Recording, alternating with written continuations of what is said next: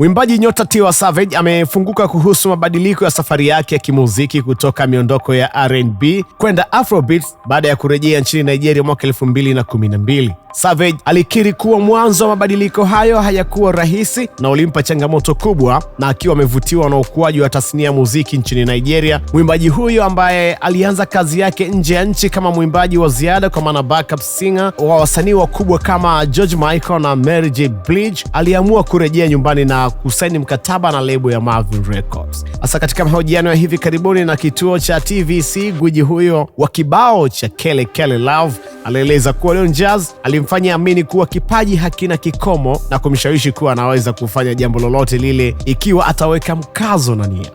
Kuna namna tutakiwa kujifunza kitu hapo pia. Sasa Savage alifafanua kuwa ilikuwa ni vigumu kwake kuacha miondoko ya R&B na kuanza kuingia kwenye miondoko ya mtaani kwa maana street sounds, lakini pia hata hivyo alipokuwa Marvin Records, Don Jazzy alimfanya kufungua akili na kumtambulisha kwenye vionjo tofauti tofauti vya muziki.